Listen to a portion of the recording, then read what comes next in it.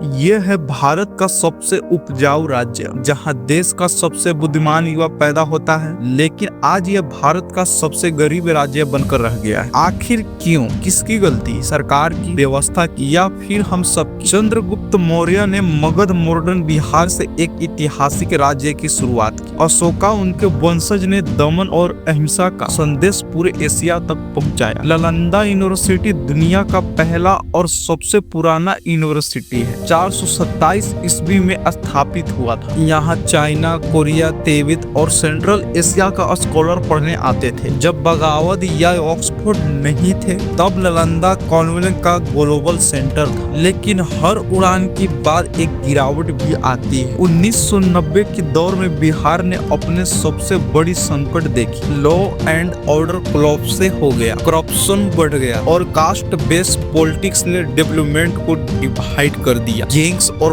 Political ने राजनीति और गवर्नेंस को प्राइवेट कर दिया। स्कूल, हॉस्पिटल और इंडस्ट्री में इन्वेस्टमेंट रुक गया। माइग्रेशन शुरू हुआ और लोगों ने बिहार को बैकवर्ड स्टेट कहना शुरू कर दिया। आज भी हर साल 5 लाख से ज्यादा बिहार के युवा अपने सपने को लेकर दूसरे राज्य में चले जाते।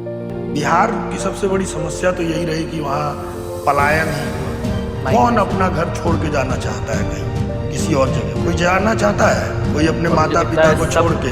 अगर नौकरी ही करना है तो मैं अगर वहाँ पे नौकरी रोजगार हो तो कोई क्यों जाए किसी और राज्य में और जाके वहाँ पर मजदूरी करे और 6 महीने में और साल भर में अपने फैमिली से मिलने आए। 6 महीना साल भर अपनी फैमिली से दूर रहना क्या दर्द होता हो।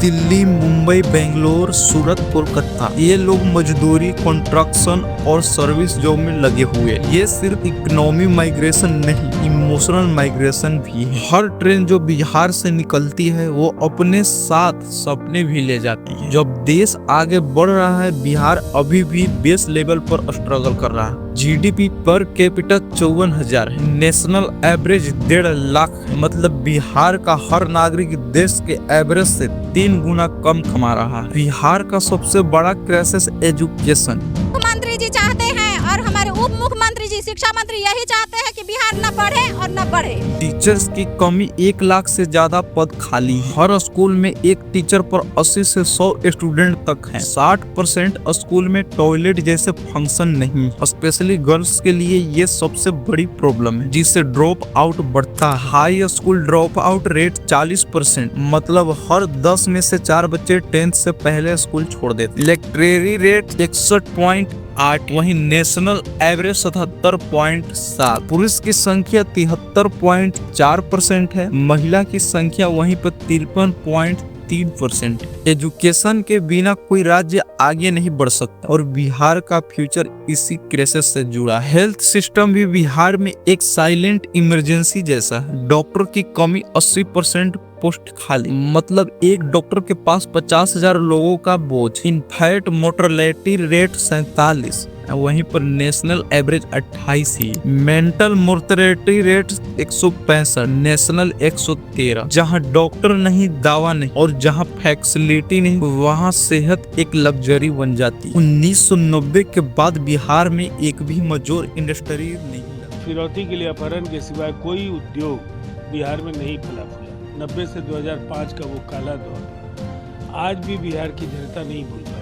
बिहार के 80% लोग एग्रीकल्चर पर डिपेंड है। इंडस्ट्रियल जॉब सिर्फ 0.3% पॉपुलेशन के पास है। यूथ अनएम्प्लॉयमेंट 15.8%, वहीं पर नेशनल एवरेज 7.8%। 1990 से कोई बड़ा उद्योग नहीं लगा। 77% जनता कृषि पर निर्भर, जबकि सिर्फ 0.3% लोग के पास औद्योगिक रोजगार है। IIT मेडिकल सीट में 40% बिहार से ही है। देश के 30% IAS बिहार से ही। जहाँ चुनौतियां है वहाँ संभावना भी है। बिहार के युवाओं में वही प्रतिभा है जो चंद्रगुप्त और आर्यभट्ट में थी। बिहार में राजनीति कास्ट लाइन पे बनती है और करप्शन ने सिस्टम को खा गया है। कास्ट बेस्ड वोटिंग से लोग ट्रिम पॉलिसी मेकिंग वीक हो जाती है। Bihar top 5 most corrupt state में शामिल है। सरकारी योजना ग्राउंड तक पहुंचती ही नहीं। यही उत्तर बिहार की असली स्ट्रगल है। बिहार को चाहिए शिक्षा में निवेश, उद्योग का विकास, भ्रष्टाचार मुक्त शासन और सबसे महत्वपूर्ण अपने युवाओं में विश्वास, क्योंकि